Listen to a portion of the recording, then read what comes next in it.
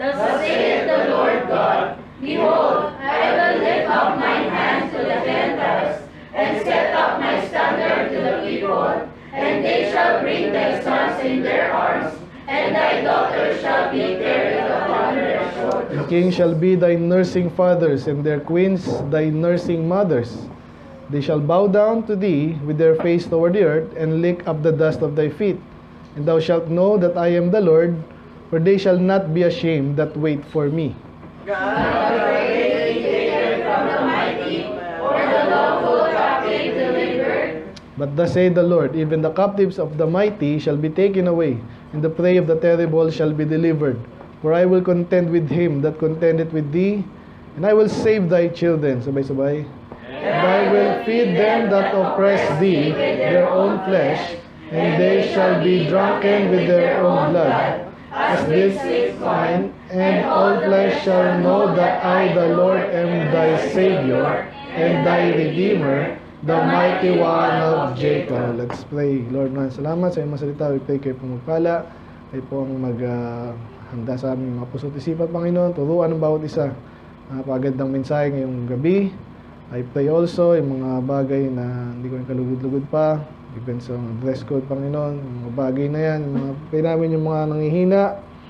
Mga nangyari sa kanila, Panginoon. Nawa, mag-progress din po, Lord, sila. Acknowledge, Lord, ang pakimportante na ginagawa natin dito sa church. Yung salita, Panginoon, mahalata tayo, makakuha yan.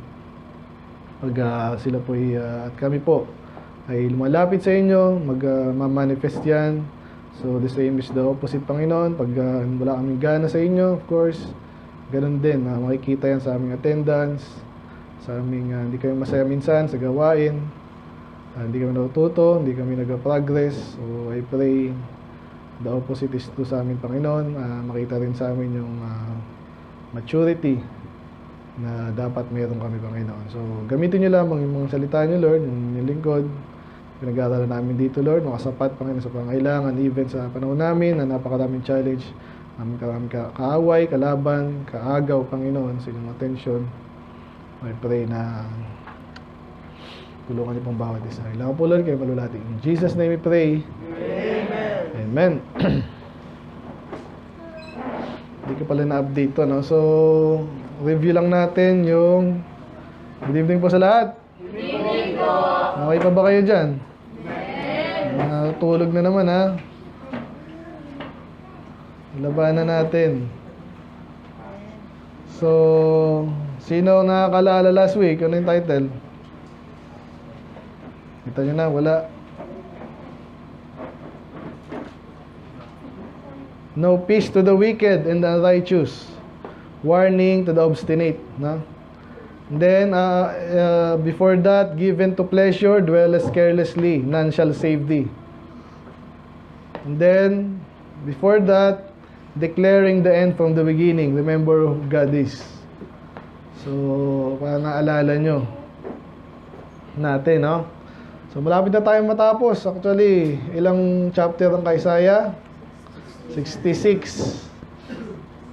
Madaling tandaan kasi ang 66 books ng Bible, Isaiah, 66 chapters. So, more than 1 year na tayo, no? Mga ganun na. Wala pa. Sumalaman lang tayo, parang isa, dalawa lang. So, title natin ngayon, pinatatagalan. Ayan, nagbasa na lang si Sandra. Maganda, po, isama kayo dun sa, load lang kayo ng, ewan ko kung magandang load sa ganun. Anong ginamit mo ba? Wi-Fi. Title natin ngayong gabi ay Graven upon the palms of my hands. Sinabi sa verse 16. Iba yung pagkakasabi, pero yun din yun, no? Alam yung graven.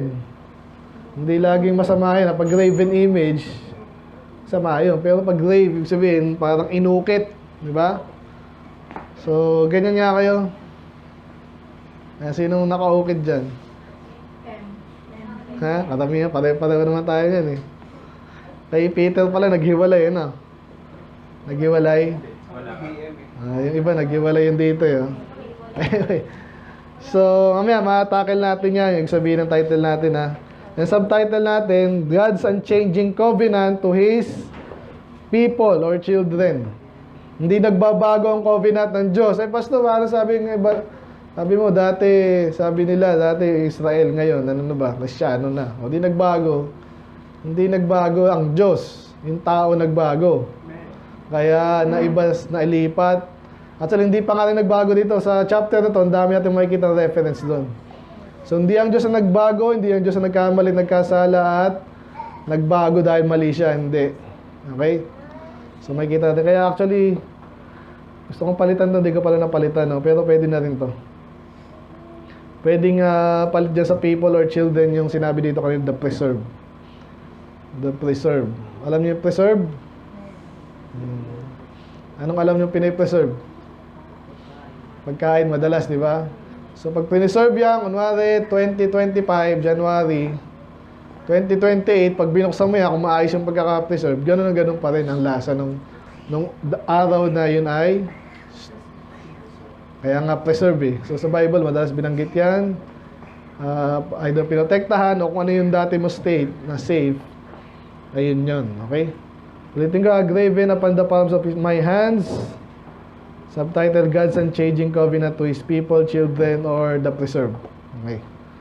So, napansin nyo sa Isaiah, talagang sari-sari, no? So, pero may mga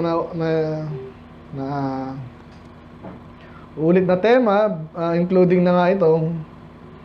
So, tingnan ko lang na mabilis yung mga medyo na ulit na tema dito sa ating chapter ngayong gabi, no? Ito kasi sumpayan, wicked. Ito yung declaring the end from the beginning, dinidescribe ang Diyos. Pero dito sa 45, look unto me, be saved. Salvation belongs to God. So parang ganun din ngayon. Pero sa chapter 49, pinapaala, parang hinahamon ka. Kasi may sinasabi dito parang nakalimutan ako ng Diyos. Hindi ka nakakalimutan ng Diyos, ikaw ay nakakalimot madalas. Amen? Tayo. Ang Diyos hindi. So yun ang makikita natin ngayong gabi. No? So anyway, kung sino kaya itong Isles? Nabasa niyo ba maayos yan? Listen o Isles. Island yan. O Isles to me. Sino yung Isles? Kung hindi nyo madyad nakuha, tuloy nyo lang. Kasi yung listen tsaka hearken, isa, di ba? O ye people from far. So yun lang yun. Ibig sabihin, mga islands, malayo yun. Ibig sabihin, lahat ng mundo. Kaya sabi dyan, the Lord that called me from the womb. Sino tong me? Sino yung me? Mamaya makikita natin, pero dalawahan yan. Either si Jesus or yung Jacob, mamaya Israel. Okay? So, ba't ganun, Pastor? May parallel talaga yan kasi di ba ang hinirang si Jesus. Pero may mga bagay na nasabi sa Bible, ang pinili yung Israel para igampanan yung dapat nilang gampanan. Hindi nila nagampanan. So, si Jesus yung perfect na nakaganap ng kalooban ng Diyos. So, hindi conflict yun. Ano lang, iba-ibang level lang. Okay? Kaya sinasabi ko na sa inyo, mamaya makikita natin paano temple ito. Okay, so mamaya babanggitin dyan. Sino kaya to? Si Jesus o Israel? Makikita natin kung ano yung applicable. Okay, ulitin ko lang ha. Sabi dyan, listen lahat, makinig kayo. The Lord that called me from the womb. Sino yung me? Mamaya, either Israel o pwede sa Isaiah, di ba? Pero actually, makikita natin yan, si Israel yan. Okay? From the bowels of my mother hath He made mention of my name. So, parang Jeremiah din. And He hath made my mouth like a sharp sword. Yan na, sino yung may sharp sword sa Revelation?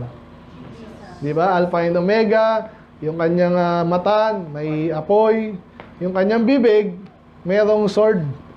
So obviously, hindi na pala bago yun. Hindi nga kasi ibig sabihin lang ng sword, pang offensive weapon yan eh. At tayo, pag matalino ka, tsaka diretso kang magsalita, again, balance lang din ha.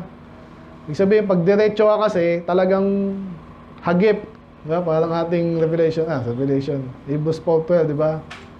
For the word of God is quick and powerful and sharper than any two-edged sword. Ganon tayo minsan magsalita, pero minsan hindi. So, tingnan natin kung saan yung applicable yung. Saan applicable ang alin. Okay, pero ito, si Jesus to eh. In the shadow of His hand, hath He hid me. May shadow ba yung kamay nyo? Tingnan nyo, ganyan nyo. Ano yung sabihin ng pag andun yung, ibig sabihin, pinoprotektahan mo. Ayaw maarawan. Ito naman, and He made me a polished shaft. Ano yung polished shaft? Ano yung shaft? Ano yung shaft? Pag ano, mga, alam niyo yung shaft, yun, maraming shaft dun eh. Camshaft, crankshaft. Parang ano lang, mahabang, parang pole, no? Ano kaya yun? Eh, bakit polish? Tuloy mo na lang, para malaman mo ano yun. So, kanina, may sharp sword, may hand, may polish siya. In His quiver, hath He hid me. Ano yung quiver? Lagayan ng arrow. So, yun, malamang yung shaft na yun, yung arrow. Ibig sabihin, inaayos mo, ganyan po yan pag sa, kahit sa mga palabas, nakikita nyo, kung anong gamit niya. Pag downtime nila, ibig sabihin, wala ka masyadong ginagawa, siguro doon mo linisin mo yung weapon mo. Kasi po yung arrow daw talagang natatansya. Ngayon, hanggang ngayon, maganda, may nag-aaral pa yan eh. Ano ka rin sa YouTube minsan yung walang magawa tao. Yung mga nag-aaral pa rin, ang gagaling. Dapat perfect yung pagkakahayos nung kanyang mga shaft, yung arrow. Kasi kung hindi, paano ka makakasapol? Yan lang gusto ko sabihin doon, no? So, nagsabihin nun, itong tinutukoy dito, either Israel o si Jesus, talagang hinanda daw ng Diyos. Pwede nyo rin i-kumpara sa sarili nyo yan. Actually, kukumpara natin lalo mga bata. So, itong ginagawa natin dito ba, di ba? Iniisa-isa natin. Lahat na lang para sa mga bata. Ginagawa natin, ano yung ginagawa namin sa inyo? Tinuturuan kayo, pinapattern, minomodel sa inyo yung tama. Kasi para kayong hinahanda. Later, kailangan kayong itudla, di ba? Naalala nyo yung tinutudla nga, Psalms 127. Yan, katulad si Bal, daming anak. So, para daw kayong arrows in the hand of a mighty man. So, kasi kung may nagawa ko na, si Brother John, meron siyang gustong gawin sa mundo ba? So, nagawa niya ng konti, pero di niya nagawa ng gusto. So, sino yung gagawa ng gusto niya ngayon? Kung gusto ng mga anak, di ba? Pero yung kung matalino ka, huhubugin mo sila doon. Para maging, magawa nila yung gusto mong gawin na hindi mo masyado nagawa. Ganun po tayo mga Kristiyano. So, kung i-aminin ko sa inyo, siyempre, hindi naman ako malaki sa Baptist. So, may medyo nakahabol naman din. Pero ngayon, mga bata, kahit sa damit, di ba? Kahit dyan, mag-concentrate, mag-focus. Kaya sinasanay kayo. Magsapatos ng maayos, makinig. Kasi later, lalaki kayo, kayong kailangan gumawa naman yan din sa iba. At hindi ka magiging sharp kung di ka una nakinig. Ganun ang prinsipyo dyan. Kaya maganda ito yung parang model natin ay si Jesus or yung Israel. Ngayon, Israel nakita natin, pamalpak eh. Pero may na-accomplish din naman silang maganda. Amen? At may mga nagpatuloy sa kanila. Okay, kung may mga negative, nilagas naman ng Diyos yun eh. Ang iba sinumpa, nalagas, natariwara, pero hanggang sa ngayon, bakit may mga matapat pa rin Kristiyano? Kasi yung iba nagtapat.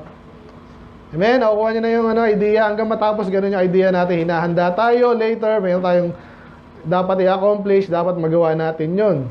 So, dapat mag-ayos tayo. Tsaka yung mga bata, alamin natin exactly kung paano sila i-deal. Katulad niya, kailangan paluin, kailangan paluin, hindi naman laging bugbog, di ba? Alamin mo yon, ano yung mga sasabihin mo sa kanila. Dapat ito, malinaw, ito, pakita mo rin sa kanila yung dapat mong pakita. Kasi that's another way of communicating to them. Dapat si tatay, ganyan, tapos, yun. So, lahat ng katitisura nila, alisin mo. Hanggat kaya mo. Amen? Ngayon, kayo naman mga bata, wala rin perfectong tatay at nanay. So, kung talagang wala, matalino ka, minomodel na nga rito sa church. Amen? Natuloy ko lang And he said unto me, so again, yung miner, either sa Isaiah, of course, si Jesus or Jacob, Thou art my servant, O Israel. Ayun, sinabi na. No? Sinabi daw ng Diyos sa kanya, ikaw yung aking lingkod, O Israel. in whom I will be glorified. So, ang Diyos ba ay nag-glorify sa Israel? Yung tanong di ba? Kasi sabi ko nga sa inyo, kung tao lang to, Israel lang, parang hindi. Nasakop nga yun mga, bumalik, nagwala na naman. So, medyo haging yan sa bansa, at saka yung sa mga natira doon. Mamaya sabihin yung preserved, no? Hanggang sa, pero pwede rin kay Jesus yan. And sa atin din. Amen? I-pattern nyo ano yung makukuha mo na dyan. Kasi daw, sa pamamagitan nitong Israel, doon mag-glorify ang Panginoon. Amen? Nakalala sa Ephesians 3. Kasi finish tayo dito niyan. Ngayon yung unang preaching ko, finish ng Moriah. Ano sabi doon? Yan. Last verse. Unto Him be glory in the church by Christ Jesus throughout all ages, world without end. Kung ang Diyos ay mag-glorify sa church yun. Hindi sa ministry ng fellowship at kumpanya at bansa, hindi. Sa church lagi. Balik tayo doon. Saan na ba yun? Isaiah 49. So malinaw So tuloy natin. Then I said, ito na, parang mga lingkod din talaga ng Diyos. Parang tayo. Napapagod din. Kaya sabi, then I said, I have labored in vain. Wala, baliwala. Naghirap ako, nagsikap ako. Parang wala naman. Alam nyo, kaya iba sa atin dito, either wala na, nangihina. Kasi kinapos na ng pananampalataya. Ganun lang yan. Kayo din. Kaya intindihin din natin sila. Amen? Pag dumating sa atin yun, pag napagod ka na, disillusion ang tawag sa English, parang, wala naman tagal naman wala ang blessing. Tagal naman. Anong nangyari dyan? I've spent my strength for naught. Baliwala yung aking pinagpagal. Alam na alam ng Diyos and in vain, walang kwenta. Kaya sabi niya, yet surely my judgment is in the Lord. At least alam niya na ang Diyos later ang maghuhusga. Hindi yung baliwala naman to. Kasi ano ba ang Diyos? Nakalimutan niya ata o hindi niya na-record sa CCTV. Yung ginawa ko, hindi ba niya nakita? Nakita niya lahat yan. Kaya at least naalala niya na ang Diyos ang bahala ang Diyos sa akin. Kung lang pag-blessing ngayon, hindi ako napapansin sa aking paglilingkod, okay lang yan. Amen? Amen? And my work with God, ganun din yon. So tuloy ko lang, and now said the Lord that for me from the womb to be servant, to bring Jacob again to Him. So nakita niyo, medyo nagko-conflict, hindi talaga Jacob si Jesus yan. So ginagamit si Jesus ng Ama para sa Israel. Okay? Pwede rin sa Isaiah. Ano yan So, pwede mong imagine yung Jacob, yung church, and then ikaw, apply mo sarili mo, ikaw yung lingkod ng Diyos, binigyan ka niya na, di ba, ng mga talents, minsan na yung pansin mo may iba, wala. Di ba? Sa church na to, siyempre ako yung pinaka-ginagamit, di ba? So, alam ko yun. Iniintindi ko kayo, at parang in a way, kaya pala ako pinaranas ng Diyos na gano'n, kaya magagamit ko yun. So, gano'n yung sinasabi dito. Yan, to bring Jacob again to Him, to God. Though Israel be not gathered, ngayon, paano kung hindi sumusunod, makulit talaga. At gano'n na nga nangyari sa kanila. Sabi niya, though Israel be not, yet shall I be glorious in the eyes of the Lord. So, sabihin, inaakay kayo, kamag-anak nyo man, diba, winiwin nyo sa Panginoon, kaibigan, mag-anak, kahit pa sila talagang hindi mag-mature, parang sinasabi dito, yet shall I be glorious in the eyes of the Lord. Kung ikaw na lang, huwag ka na tumingin sa iba. Maglingkod ka na maayos, okay na rin yun. Gets nyo ba? So, syempre, gusto natin lahat, sana naakay natin, maglingkod din ng tapat, magpatuloy, gamitin, matagal, hanggang kamatay na. Yun ang ideal Pero minsan kasi, nag-uumpisa nga sa atin. Amen? Amen. So, wag magpatuloy ka lang, ikaw dapat naglilingkod sa Diyos. And my God shall be my strength. Ayun yun. Kung nakakapanghina rin kasi pag nakikita mo iba, nanghihina, ikaw na rin, nanghihina. Ay, tinamad sila, parang ako tinatamad. Nahatakan yun mag-church ka ngayon, mahahata ka sa tama. Amen? Ma-realize mo, sila yung mahina, kailangan naman makihina din ako.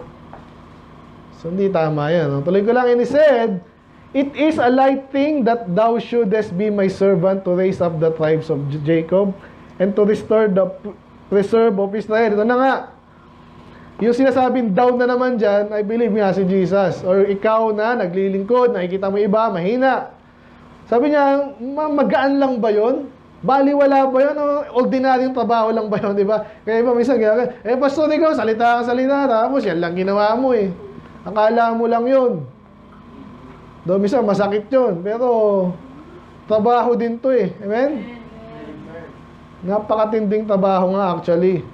Pero iba, nagkakaroon ng ganung utak eh. Pastor, ikaw, ties kami ng ties, ikaw yung ano eh. Di ba, pareho tayong ano. Kaya nga ngayon, hanggang ngayon, nagtatrabaho ako eh. Kasi naintindihan ko how it works and not work. But anyway, kung sakaling dumating yun, hindi tama na sabihin mo yung lingkod ng Diyos, wala lang. Kaya sinasabi ito, hindi yan magaan. Hindi yan basta-basta. I will also give thee for a light to the Gentiles. Naalala ko kinabsada, Romans 2. Sabi doon, a light to the Gentiles. Yung Israel nga yun. Naalala niyo yung kinote ko? A teacher of the babes. Di ba? Instructor of the foolish. Israel yun as a whole, dapat. So, that thou mayest be my salvation unto the end of the earth. Ang ganda ng mga terms dito eh. Yung Jacob, yung Israel mismo ay kaligtasan. Hindi yan something na yung iba kasi masyadong sabi nila, oy, naligtas yung kasi sinirang ko kunwari si Ezzy.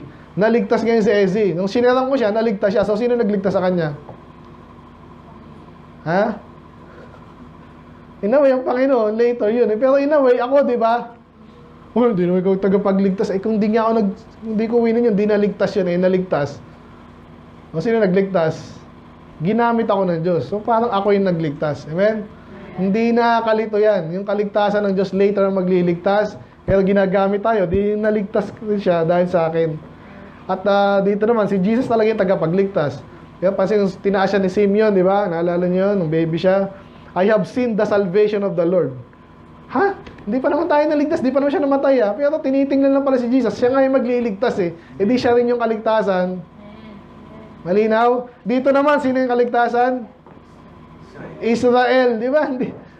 Pagpapagligtas mo Israel. Kasi nga sila yung dapat gamitin at ginamit naman sila. Kaya may naligtas. Okay, so hindi kailangan maging ano dyan. Nitpick. Anong tawag doon? Nitpick. Walang problema doon kasi nagkakatulungan yan. Anyway, tuloy ko lang. Thus saith the Lord, the Redeemer of Israel, and His Holy One. So ilang tao yun? Pwede mo sabihin isa, pero parang dalawa eh. Kasi ang the Lord, siya yung Redeemer, at saka ang kanyang, di ba, His Holy One. So pumapasok talaga sa picture si Jesus. To Him whom man despiseth. O tama, di ba? Si Jesus ay kinaasaran. To Him whom the nation abhorreth. Pwede rin yung Israel yan. To a servant of rulers. Ano daw mangyayari sa kanila? Dati silang kinaasaran, bandang huli sila yung magiging papapurihan. Sabi dyan, yung hari daw, ang king shall see and arise, princess also shall worship. Kanino? Di sinabi, pero tingnan natin, because of the Lord that is faithful and the Holy One of Israel, He shall choose thee. O sino daw pupurihin ng mga dating galit sa kanila? Even yung mga hari. Sino? According to this. Yung tinutukoy natin kanina, either si Jesus or yung Israel, o pwedeng ikaw. Di ba, pansinin nyo, pag totoong lingkod ka ng Diyos, di ba, inaasar ka? Kasi lahat sila, nag-aasaran na, wala silang pakialam sinabi ng Diyos, di ba? Tapos ikaw, sandali, mali yun. Siyempre, naninindigan ka, anong mangyayari sa'yo? Kaasaran ka, yan. Yung sinasabi dito, sa mabilis na ano lang, binilisan lang niya eh. Doon alam natin sa Revelation, ganun din. Pero sinasabi niya, ngayon, kinakasaran. Later, kayo yung pupurihin. Posible yata. Iyon nga mangyayari. Sa millennium, tayo yung mga leader. Kahit ayaw nila. Ngayon, kaya sila doon, ginamit din sila ng Diyos in some way. Magaling sila sa ibang bagay, pero hindi perfect ngayon eh. Alam natin, may kalokohan yan. Ngayon, nagkakagulo na sila sa... Kasi nga, kapangyarihan yan eh. Sa mundo lang. Pero huwag ka mainip. Later, ang pangako sa'yo, ikaw daw yung pupurihin.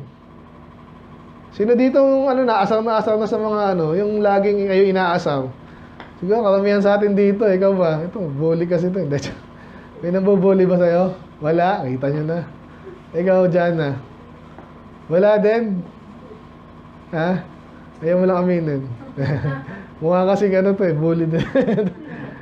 Pero pag tayo yung mga katulad ni, sino ba? Wala rin na yan. Si Christian, yung mga lowly ba?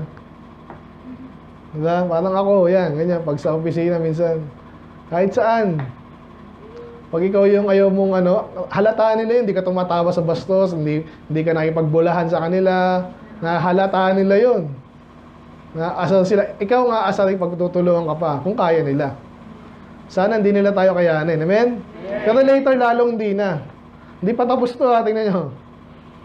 So basta imagine nyo kayo yan. So minsan, ganito ang gawin nyo. Kung alam nyo na kayo ay inaapi dahil sa paggawa ng mabuti, okay lang yun.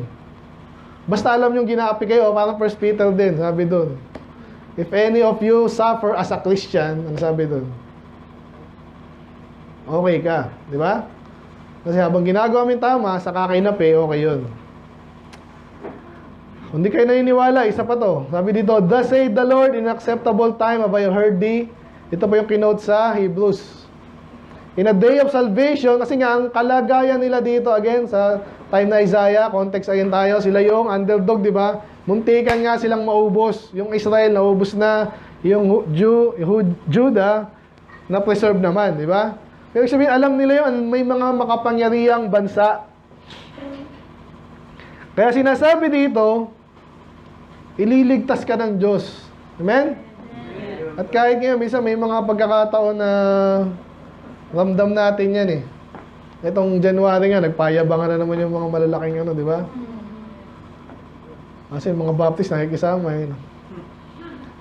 Parang ewan. Anyway, so day of salvation, so mayroong day of salvation. Huwag kang mainip. Amen?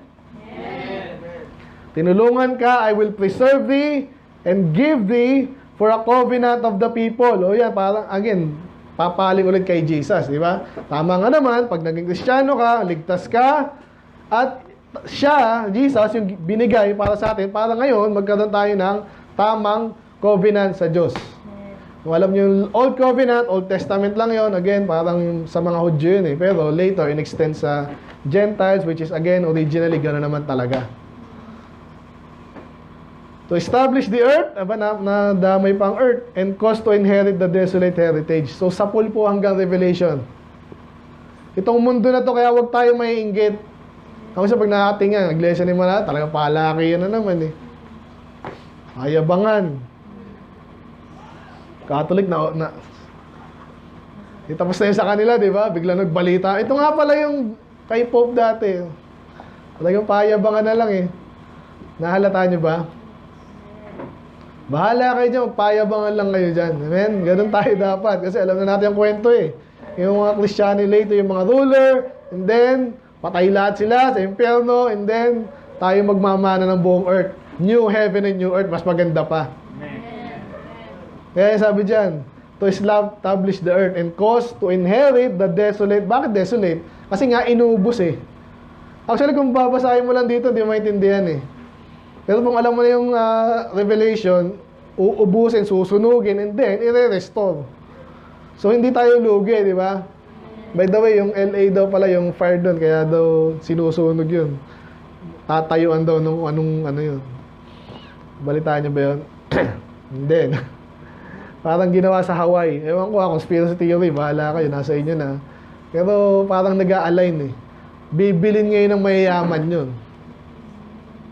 Kasi alam nga namang anong gagawin mo, nasunog yung buong ano mo, bebenta mo na yun. So anyway, so sa atin yung totoong ganito, inubos ng Diyos, and then, yun ang, pag ni-restore niya, pinaganda niya ulit, yun ang ating mamanahin. Amen? Kaya wag kayo mawawala ng pag-asa. Parang yung mahirap kayo dito, okay lang, ilang taon lang yan. Ako, nagbibilang pang bilang, magpo-45 na pala ako, parang bilis ah. Parang dati, si Pastor, inabutan ko si Pastor doon, mga 40, ganyan. 41. Ako kasi ay 20, ano ako noon eh. 21. Si Pastor, 20 years ano sa akin yan. So, mga 42 si Pastor, no? Biruin mo yun. Bilis ng panahon. Anyway, tuloy lang natin. Nasa 9 pa lang tayo, 26 to. Thou mayest say to the prisoner, go forth to them that are in darkness, show yourselves. They shall feed in the ways, and their pasture shall be in the high places. By the way, sino nagbasa nito pala? Nabi ko, magbasa kayo eh. Lagi nyo mabasahin. Alam nyo naman yan, tuloy-tuloy lang yan eh. Para medyo napabilis tayo dito, medyo may idea ka na. Bakit sasabihin sa prisoners, go forth? Prisoner nga eh. Kasi nga, pinalaya na eh. Pag ikaw yung malaya ka dito, pero alipin ka pala ng kasalanan, baliktad ka. Ngayon, yung sabihin natin may mga nakulong na hindi talaga nagkasala, which is marami daw, sabi nila. At tayo minsan, di ba, parang ako minsan, ayoko na magtrabaho kasi nga, hirap, gusto ko ibang gawin eh. Pero parang ako nakukulong dun eh, kasi anong gagawin ko? Eh, may utang pa ako, di lalo akong naglubog. Okay lang, amen? Imagine nyo kung mag-ano ngayon, kunwari, magkano utang ko? Ito, lahat siya, utang ko yan eh. So, sabi natin mga 2 million. Eh, dumating ang Panginoon. Oh, ano, di nakalaya ako, amen? O namatay ako, kunwari, o di sa amin na itong bahay. Yung sinasabi dito, kaya huwag kayong patay-patay dyan, lalo mahirap lang ako. Nako, saglit lang tong buhay na to, amen? Amen. Show yourselves! Iba, nahihiya eh. They shall feed in the ways, and their pasture shall be in high places. So, ang pasture, ito po yung, alam niyo na kung saan pinapakain yung mga hayop, di ba ngayon? Sa halahala nga si Daddy minsan, syempre. Nahihiya din kasi yung field doon, napagbawalan nga siya doon kasi mga tanim yun eh. Sabi pa naman sa kanya, ay, kunin ko yung ambing nyo. Ganyan tayo, ibig sabihin para tayong, pag malawak yung pasture mo, mayaman ka. Doon meron din sa taas ngayon si Daddy, di ba? Kaya ito, mataas, sakto to di, shall feed in the ways, and their pasture shall be in high places. Ibig sabihin, maayos, hindi binabaha. Yan. So, positive po ito. Eh, paano pa sa hindi na uso yan? Uso pa rin yan. Marami pa rin paano, palagi nyo kaya tayo kumakain ng napakaraming, Uso pa rin yan, yung mayayaman na nagpapastol. Anyway, tuloy ko lang, they shall not hunger nor thirst, neither shall the heat nor sun smite them, for he hath mercy on them, shall lead them. Even by the springs of water shall he guide. Isinin them dito. Ito na yung mga ililigtas, Israel, basically. So, ngayon, sila ay hirap, sila ay kawawa. Pag niligtas daw sila, hindi na sila mahugutom. At hindi lang, ang dami nilang pagkain. Kasi daw, yung naawa sa kanila, alam niyo sino naawa sa atin, amen? Sino na have mercy on us? Jesus and God. So, siya mismo, iaakayin tayo sa kung nasa ng springs of water. Nasa ba ang springs of water? Basta alam ko naman kung sa meron yan eh. Pag nasa bundok ka, mahirap maganap. Naalala ko tuloy. Basta nung kabataan, gali siya ata kami ganun. Naalala mo yun, Nay? Ligo tayo sa falls. May falls daw doon sa Montalban. Aba, Bulacan pa ata yun. Ang halayo ng... pero kung alam nung nag-aakay sa'yo kung saan yun, mabilis mo makuha. Ibig sabihin lang nito, hindi ka magugutom. Amen? Pwede mong i-ano yan sa mga, dito kaya mga bataan dito, mapalad eh. May nag-a-advise na agad sa'yo, pati sa career nyo. Wala ka nang hanapin. Lalo sa pag nasa Panginoon ano ipapakay. Anyway, I will make all my mountains away. Ano sabihin nun? So napadaan po ako doon sa SCTEX ba yung bus? Bandang papuntang Baguio. Yung mga bundok, ginawang daan. Anong sabihin nun?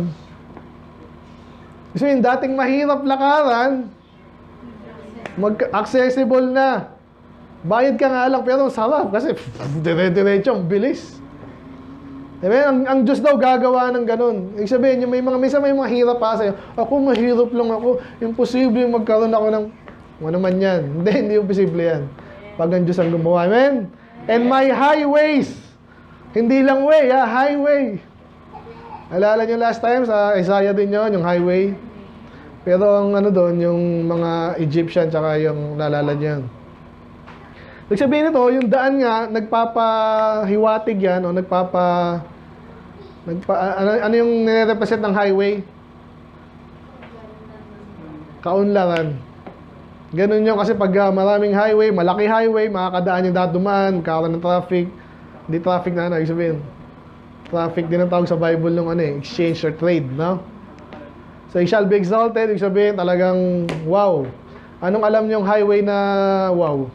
Yung sikat, lagi nakabanggit, traffic. EDSA, di ba? Yan, kasi ang laking kinokonek yung north to south. Kaya EDSA, EDSA. Sino ba EDSA? Yan.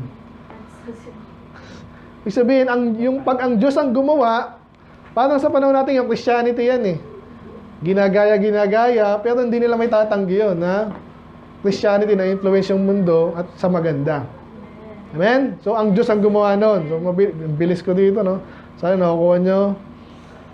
Verse 12, behold, this shall come from far, and lo, this from the north and the west, and this shall from the land of Sinim. Hindi ko alam kung ano yung Sinim na yun, pero, yun nga siya sabi doon, kaunlatan po yan.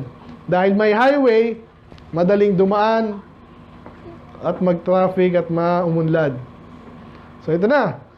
Sing, O heavens, and be joyful, O earth. Puro blessing yung dinidescribe dito. So pag ikaw blessed na blessed ka, anong gagawin mo? Ano sabi sa James? Let him that is merry sing psalms. Kaya kamusta yung schedule nyo, ha? Basta hindi ako masaya eh. Pasaya ka. Ganun po yan pag walang paglagay yung kasiyahan mo. Amen? So ganun yung kaya dinidescribe ito. Mag-awitan kayo, pati langit. Kasi nga, ang ganda ng gagawin ng Diyos para sa kanyang pinili, sa kanyang mga tao. Sa mga anak po ng Diyos yan. Hindi lang heavens, pati earth. Break into singing. Ganun din. Mag-awitan kayo, papuri sa Diyos. O mountains, for the Lord that comforted His people and will have mercy upon His afflicted. Napakasaya po nung pag ikaw yung dati kang inaapi. Tapos bigla kang, ikaw comfort, pinapalakas ka. Amen? Kaya yung iba na maganda yung mga, yung iba naman kasi yung mga hindi Kristiyano, makiki-Lord din niya. Pero, at least kinapakita ng Diyos na lalo pwede sa atin yun. Amen? Nakakinig doon kayo mga ganun story, from rags to riches, yan. Sana ang Diyos talaga ang kasama nila. In a way, hindi, pero lalong pwedeng dapat sa atin yun. Amen? But Zion, sa ito na, hindi pa rin. So, positive na, di ba? Pinapangako na ng Diyos kung ano yung pwede mangyari. Balik tayo sa negative. Ganito ba kayo minsan? Zion, Jerusalem din niya, Israel din niya. Sabi niya, but Zion said, the Lord hath forsaken me. Ayan na. Kahit pinapangako na dito, pinipreach yung mabuti. Yung iba, amen na. Ikaw, totoo ba yun? Wala, kinalimutan na ako. Ito yung challenge ng Panginoon. Ito tayo pupunta sa ating title, no? Pero by the way, ito gusto ko sabihin kasi ito yung kinukot ng mga Hudyo, ha? Hudyo na hindi Kristiyano. Ito. At yung ibang preacher din na hindi naintindihan yung buong context ng Bible. Sabihin nila, kita mo na! Israel yan! Again, sinong Israel? May binanggit na kanina, the preserve, eh. Ibig sabihin, yung iba, hindi na preserve. Amen? So, kunwari, sa 1 milyon, yung 100 lang ang na-preserve, yun yung tinutukoy dito, hindi lahat. Kasi alam natin yung kwento. Yung iba, tinakwil niya na, iba, nagpariwara na, iba, naging anak pa ng demonyo. So, obviously, tinutukoy dito ay mga mananampalataya, mga Kristiyano. Amen? So, yan, nilinaw na natin yan. Ngayon, kung ikaw yung isa doon, huwag kang magde-despair. Amen? Nakalimutan na ako ng Diyos. Ito yung sabi ng Diyos. Can a woman forget her suckling child? Nakakita ka ba nanay na yung anak niya, may anak pala ako? At parang magaan yung pakiramdam ko. Naiwan ko pala yung anak ko. Imposible yun, di ba? Unless may kilala kayo, baka sabihin sa akin. Hindi, kaya nga ginagamit dito, imposible yun. Nanay, anak niya yung, mahal niya anak niya, hindi makakalimutan yun. Mamimiss niya yung ilang minuto lang. Ba't walang Kasi sabi ng Diyos, hindi ko kayo makakalimutan. Amen. That she should not have compassion on the son. Mahal na mahal niya yung anak niya. Lalo ako. Pero sabi dito yea, they may forget. So alam natin, hindi makakalimutan ng nanay yung kanyang baby. Pero kung sakali man makakalimutan nila, ako hindi. Nakita niyo yung comparison? Kaya huwag tayong magde-despair, nakalimutan na ako ng Diyos. Tayo dito, mag-7 years na ako. Minsan, nagpaano din ako, Lord, wala pa ba kaming ano? Di ba? Minsan, naiisip ko rin yun, hindi lang minsan. Madalas. Pero, okay lang, amen? Darating yan kung darating. Walang problema dyan kasi hindi tayo makakalimutan ng Diyos. Kaya another illustration na maganda, ito yung title natin. So kung yung nanay, hindi niya makakalimutan yung kanyang anak na pinapadede. Behold, I have graven thee upon the palm of my... Makakalimutan ba yung kamay mo? Di ba may kasabihan sa English na I know this like the back of my hands. Alam niyo ba yun sa English? Kung may bagay kang alam na alam. Tayo mga Pilipino naman, kahit nakapikit ako, alam ko yan eh. Yung sa English naman, sabi nila, I know this like the back of my hand. Kasi nga yung kamay mo, lagi mong kasama, lagi mong ginagamit. Ako, pag mayroon dito, ba't nagkaroon ng ganito dito? Alam ko agad eh, kasi kahapon lang wala yan eh. Natindihan niyo ba yun? So, ang Diyos naman, hindi niya makakalimutan tayo na parang kamay, at hindi nga lang kamay, isang bagay daw na talaga inukit niya.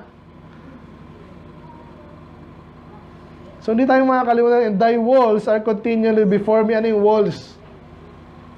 Kasi, again, balik tayo sa bansang Israel yan. Ibig sabihin, ng protection nila yung walls. Ang Diyos daw, alam lagi niya yung pinoprotektahan niya. Alam niya na pag may masyadong malakas naman, ililigtas pa rin sila doon. Amen? Ganun din tayo. Kaya minsan, pag inaaral ko yung mga bansa, alam mo rin kung sino yung matalino. Alam niyo ba, ibang bansa, medyo mababa lang yung budget sa military. Like Switzerland. Kasi nga, puro bundok yung ano nila eh. Sino papasok sa kanila. Tsaka walang sasakupin sa kanila. Wala masyadong natural resources. Ang loko-loko rin yan eh. Pero, tsaka ano sila eh. Ang tawag dito, neutral sila.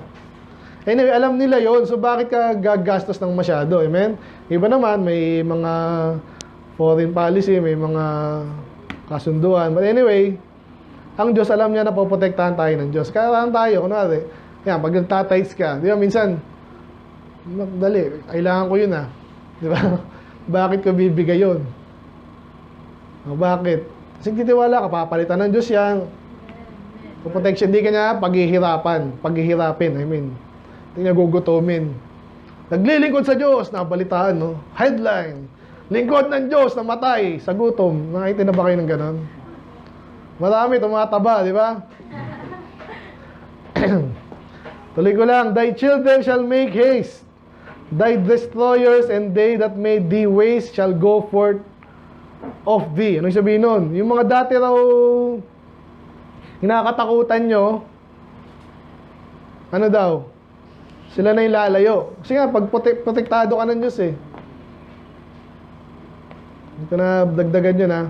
Lift up thine eyes round about, and behold, all these gather themselves together and come to thee. As I live, saith the Lord, thou shalt surely clothe thee with them all, as an ornament, and bind them on thee, as a bride, as a bride do it. So, ganito daw yan. Again, ha, pag ikaw yung nasakop, di ba, parang sa Isaiah din yun, di ba, sabi yung mga babae, parang nakalbo na. Pero pag niligtas ka naman, baliktad. Makikita mo, pinagpala ako, ha. Ang ganda na sinusuot ko ngayon, kumpara dati, ha. Hindi pa matawa. For thy ways and thy desolate places, so, talagang ano sila eh, nasira sila dati. Dati mahirap sila kasi nga talo sila. Pero sabi dyan, and the land of thy destruction, kung saan mismo sila natalo, shall even now be too narrow for reason of the inhabitants.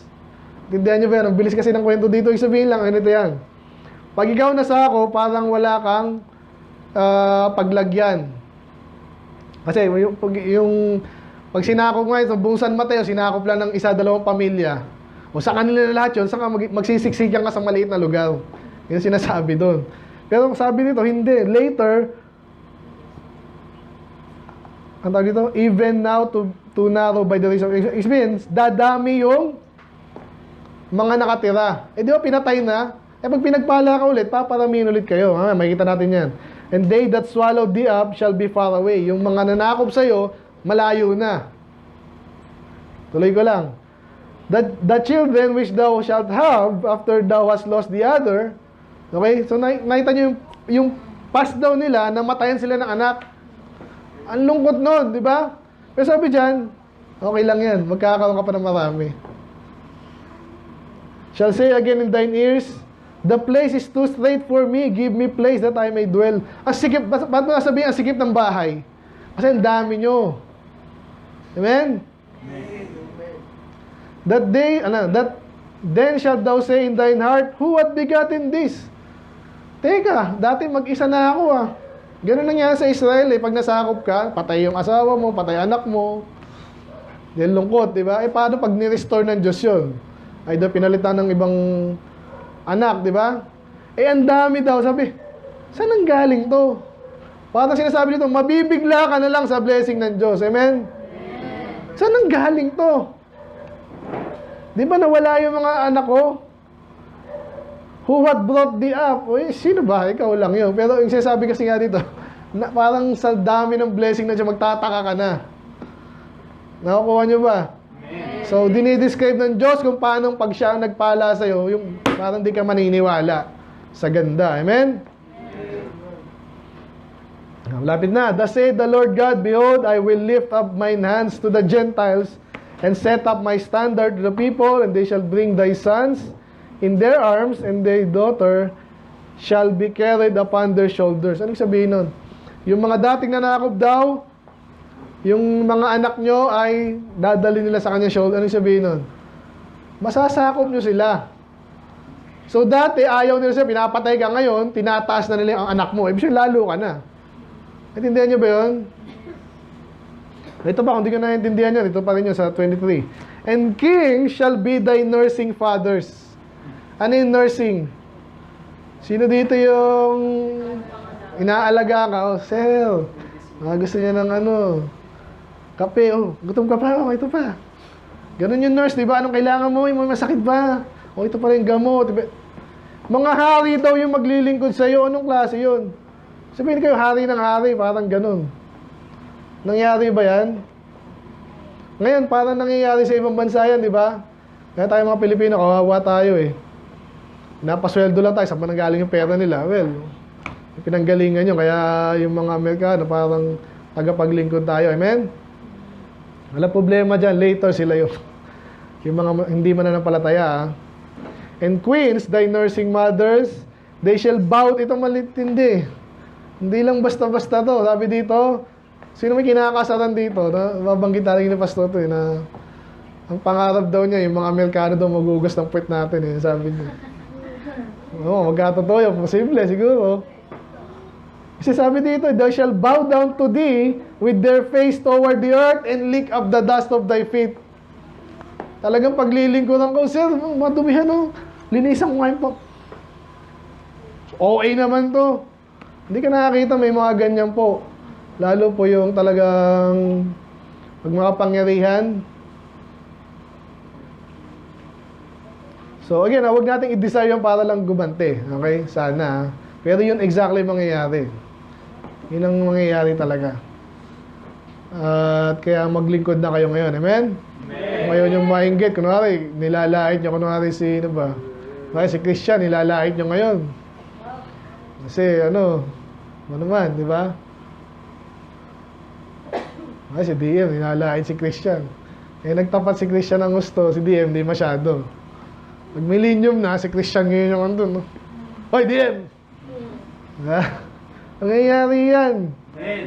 Kaya never kayo sa mayabang sa ngayon. Huwag kayo dyan. Inggit. Shall they pray? Shall the prey be taken from the mighty and lawful captive be delivered? Sa Tagalog, yung prey, yung parang pag-aari niya or yung nakuha niya dahil siya'y malakas. Okay, kunwari ganito, ano pang maganda example?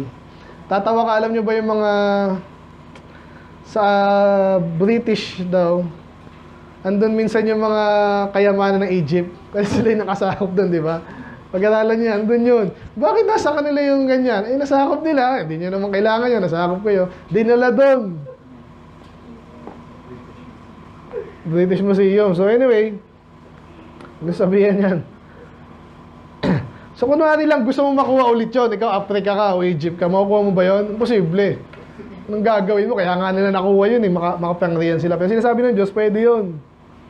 Amen? Ito, lalakas itong mga iglesia ni Malalo. Tsaka, Katoliko, makakuha ba natin yung kapangyarihan sa kanila na maghintay ka lang at maglingkod ka? Amen? But thus said the Lord, even the captives of the mighty shall be taken away. Kaya, minsan ang hirap mag-soul winning eh. Alam mo na agad eh. Diba? Kaya ito, hindi ko mawinto kasi goldyado yan ng mga lolo-lola nila na. Diba? Pero pag alam mo yung salita ng Diyos, kasi sabi ko yan, hindi pag-aari na yung kaluluwa mo. Ganun sabihin nyo. Totoo naman eh. At marireflect yung mga alala ko nga doon sa church na Baptist na yun. Sinasabi sa amin, totoo, matapang sila. Talagang Bible binabasa namin. Kung ngayon medyo nabakuran sila, kunwari, mapapalaya mo yan. Huwag kang, hindi, malakas yun eh, iglesia. Sabi ni Pastor Lito, sumusumpa daw yung mga yun sa puntod ng kanilang lolo na mamahalin ko po ang iglesia. Ganun daw. Paano mga tanggalin yun? Pwede yun. Amen? Doon talagang hindi madali, pero pwede. And the prey of the terrible, ganun din yung mighty, terrible, nakakatakot, yung captive, saka prey, parang hirap nilang iligtas, pero pwede yun. Bakit daw? For I will contend with him that contended with thee. Ang Diyos ang lalaban sa kalaban mo. So ganun yun. And will save thy children. Last, and I will feed them that oppress thee with their own flesh. Eh, papakainin pa, oh. Papakainin yung nang-oppress with their own flesh. Ibig sabihin, patay yun. And they shall be drunken with their own blood, as sweet and with sweet wine, and all flesh shall know that I, the Lord, am thy Savior and thy Redeemer, the mighty one of Israel. So, Jacob, no? So, ganun yun actually. Kung kayo, sabihin ko sa inyo, pero paulit-ulit sa Psalms 3. Alam, pag nakakita kayo ng matibay na Kristiyano, yan, mahina kayo ngayon. Isa sa mga dapat nyo malaman, paano naging matibay na Kristiyano sa palagay nyo? Ano, claim lang ba yun? Ganun lang ba yun? I-claim, basta I-claim. Magpapanggap ako. Siguro mararamdaman ko na rin yun. Pareho na ako na. May kilala kang spiritual. Yung sasabihin niya, sabihin mo, ganun lang ba yun? Nasabi sa Bible ang sekreto po doon. Pag nakita niyang iniligtas siya ng Diyos sa isang bagay, paulit-ulit, nagtapat muna siya, nagtiwala, and then nangyari yung sinabi ng Diyos, doon kalalakas. Amen. Yung sinasabi ito, liligtas siya, pangako ng Diyos yun.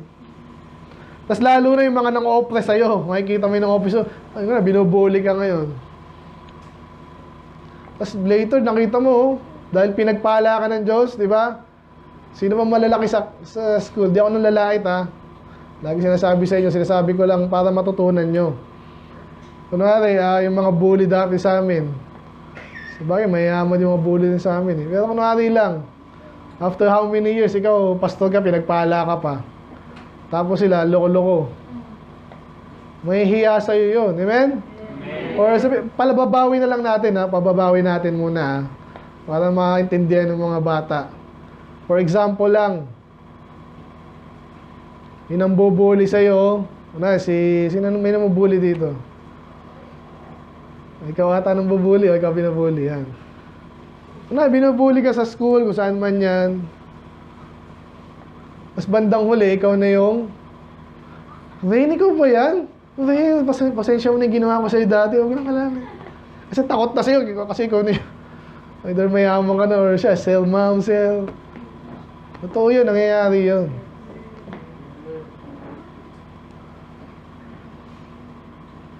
So wala pang isang oras ha, balikan ko lang yung ating title. Kung meron man sa atin na parang nag-iisip, nakalimutan na ako ng Diyos, ang tagal naman ng blessing, nakalimutan na, Lord, pwede bang, tawagan ko ng Panginoon, nakakalimut na eh. Then pray ka lang. Hindi ka makakalimutan ng Diyos. Dahil para kanyang, ilan bang kamay ng Diyos? Hindi ko alam. Hindi. Obviously, kamukha daw tayo ng Diyos eh. Amen? Ibig sabihin lagi talinhaga, ibig sabihin, kilalang kilala ka. Pagtingin niya sa kamay niya, uy, si DM yun. Di ka na makakalimutan. Sinong naapi ngayon? Binubuli. Oh. Hindi ka nakakalimutan ng Diyos. Amen? Amen. Gandang illustration ito, parang kamay, nalilagyan na inukit, tayo sa kanyang kamay, hindi ka na makakalimutan. And then yung nanay na, ano. Pero aminin natin, minsan ganun ang feeling natin. Amen? So, kaya nga dapat, yan, basahin mo lang to talagang, again, aralin mo to kung nangyari po yung sa Israel. Eh, pastor, ibang Israel namatay eh. Oh, pero, na-preserve yung mga nagtapat. How about that? Ang title natin, Graven in my hands, in the palm of my hands. Kaya sana pagtingin nyo sa kamay nyo, parang ganito ang Diyos pala, no? Hindi ako nakakalimutan lagi. Lalo pag ginagamit ka niya, yung, buti na lang, hindi ako na makalimutan. Eh, sino yung maaalala ng Diyos? Yung madalas, mas madalas. Hindi niya ginagamit. Kunwari na lang ganito, kasi kaliwete ako eh. So, kunwari, yung mga hindi masyado ginagamit, ito yung nasa kaliwa. Yung nasa kanan, ito yung ginagamit madalas. Sino yung madalas siya maaalala? Yung lagi ginagamit, di ba? Dito, sa gawain ng Diyos. Kung gamit na gamit ka ng Diyos, di ka niya makakalimutan eh. Ikaw nga yung kasama niya din eh. Amen. Eh, yung iba, Lord, ang kamay mo din ako. Pero, hindi, man. Hawak ka lang ng kung ano dyan. Ibang bagay, assistant ka lang. Pero ito yung lagi ko ginagamit. Nakita niyo yung illustration na yun? So, lagi tayo magpagamit lalo sa Diyos. Hindi ka niya makakalimutan. Okay, let's pray. Lord, maraming salamat sa iyong mga salita. I pray kami po ay hindi mag-despair, Panginoon, in case na meron kayong kami na feeling, minsan kalimutan, ang pangako, Lord, manang kang panalangin na hindi pa natutupad or hindi masyado or hindi pa talaga. Panginoon, I pray, maintindihan namin, maalala namin ito, illustration nyo to, Lord. Again, kayo po ang oras sa inyo ay hindi consequence, Panginoon, sa amin lang. But kayo po nakakalam, yung tamang panahon, anong break yung magkakaroon kami. At kahit di man sa mundong ito, Lord, malinaw po yan sa inyong sa inyong salita na kayo po yung mag-rule kasama nyo. So, the more na kayo magtatapat, malinaw din po dyan, kayo po yung lalong magkapalain, may bigyan ng rewards, ganoon din po sa langit, then yung heaven and yung earth, Panginoon, nawa ay ito lagi namin alalahanin, gawin lang namin, napakabilis lang ng buhay, gawin lang namin dapat namin gampanan. At kayo na po ito na mag-reward. Never sana na maisip namin nakalimutan nyo kami. Kailangan po, Lord, ang patuloy ang bawat isa sa paglilingkod. In Jesus' name we pray. Amen.